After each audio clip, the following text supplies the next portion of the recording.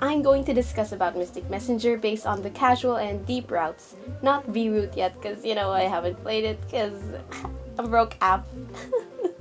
This video may contain slight spoilers about the game, so you have been warned. So today I'll be talking about our favorite cold-blooded snake. Look, I'll tell you early on in the video that I don't hate Rika with a passion. Neither do I sympathize her for being mentally disabled, that I excuse all her wrongdoings. Don't get me wrong, she's mean, she's messed up. But then I wondered why I don't hate her. And then I realized that's because I'm a sucker for great antagonists. Yeah, antagonist. Ooh, she's one of those characters. We all tend to hate Rika because of what she did, and that's totally her purpose in the big picture. The fact that many people in the fandom debate about Rika being guilty or innocent of her actions is proof that the character, just like the other members, had an impact on us with her story and character. For those who don't know what Mystic Messenger is and decided to somewhat watch this video for some reason, don't worry, I won't leave you in the dark. So in a brief summary, Mystic Messenger is a game where you play as someone who just joined the RFA. RFA is a charity organization which stands for Rika's Fundraising Association. The RFA holds parties and invites rich and famous people to attend this party, where they do all kinds of rich biz, and they also sell photographs where they get the charity money from. These parties are being organized and carefully planned out by 7 either broke or messed up characters, and 1 character that is just super chill to be with that gives the player a break from all the drama. So the 7 characters are Yoosung, Zen, Jaehee, Jumin, Lucille or 707, Rika, and V.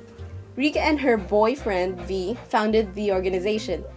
Rika is portrayed as a sweet and kind person who died only to discover further in the game that she had a mental illness. Okay, now that that's done, going back. The story showed us who she is through the members of the RFA that she left behind. You can only know about her early on in the game through the point of view and opinions of the other members, but you don't get a first-hand conversation or even just a glimpse of Rika herself because she was said to be dead, but it's really not, okay? It's really not. Going back, if you've all heard of Steven Universe, Rika's story is somewhat similar to Rose Quartz. To those who don't know, Rose Quartz is Steven's mother who died because of giving birth to him. So as we follow the story through Steven's eyes, just like how we follow the story through MC's eyes, Steven only hears about Rose Quartz through the story and descriptions of Rose's former war comrades and Steven's dad. She felt real love for those around her. She felt real sorrow when they were hurt. Saying how great she is, how kind, caring, gentle, yada yada yada. But as Steven meets others who knew Rose Quartz, gems who knew another side of her, shows Steven a new perspective of Rose Quartz. So you can already see some similarities. Rose Quartz isn't the antagonist, though probably, I don't know. But in the situation in Mystic Messenger, the RFA is telling you how Rika was kind, gentle, caring, generous, but the person who actually knew a different side of her, the one who could have given you a new perspective of Rika, kept quiet. You know who that is, it's V. Rika's character is complex, but not flat and boring, which makes her a good antagonist. If Rika didn't have a mental illness, she just seemed like a nasty character who is just mean and illogical. But because Charits made her a character with a mental illness, the viewers, us, has something to hold on to keep us from hoping for a redemption for her, whether be healed or be strongly convinced about what V is trying to tell her. I'm not saying having a mental illness to a character or villain is good, or is the best for the character, but the way Charits executed her character with an illness, or at least mental pressure as I call it, was good and not cliche and corny at all. Last thing I want to talk about Rika is how great she is. I'm not talking about how great her bad side, nasty side. I'm talking about her capabilities, power with people. The fact that she thought of creating a party for rich and famous for the purpose of charity is great. If you think about it, it's not just for charity.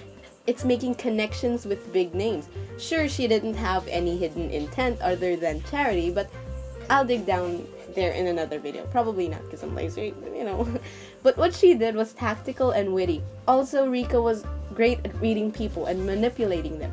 Jaehee stated in the game that Rika was in charge of inviting guests. She's the party coordinator, but she's in charge of inviting guests. And bro, without an email guide online, we had no chance to even get 15 people. I mean, I'll probably get like 5 without the guides. I mean, I know it's just a game and the emails were silly, but in reality, that's the surface portrayal of understanding people. It's hard, but it's something Rika is good at. I mean, the emails are pretty silly. I know that sounds like cheating, but sometimes it's almost impossible to know what the right answer is on these. Because either A, you don't know anything about the person you're talking to, or B, you have no idea what your character is going to say. It's alright, friend, we understand your pain. You're not alone. Rika created RFA. Well, her and V. That organization made a big mark for the rich and influential. Topping that off, she created Mint Eye, with many strong believers and allies. Power, people, resources, she could get that with her own abilities in a heartbeat. Rika built those organizations from the ground up, using tactic, wits, and people. And that is just amazing and scary. So as I end, my point is Rika wasn't made to be a lovable character. She wasn't intended to be in the first place. She's an antagonist. And we can either hate her for being the bad guy, girl, or like her for being a good villain that created a variety of stories we could unfold. But still, though, the heartache she brought to all the characters is just... Well, that's just some thoughts of mine. But if you disagree, it's alright, you can share your thoughts in the comments. Intellectual debates are appreciated, but fighting and quarreling is not. So don't go picking fights down there, okay? Don't, please. If you like these kinds of videos, tell me so I can provide more of this and analyze more of the other characters, which I would love to do. But if you don't, it's okay. Tell me if you don't like these kinds of videos. I'll still be making animatics though. Okay, so anyway, that's all. God bless. I actually plan on making a video of my embarrassment. It's not an embarrassing, it's actually a stupid moment that I did when I was a kid. So I'm planning on making a video about that, so yeah. I was pretty stupid before, okay? Not now. I'm not. I'm smart now.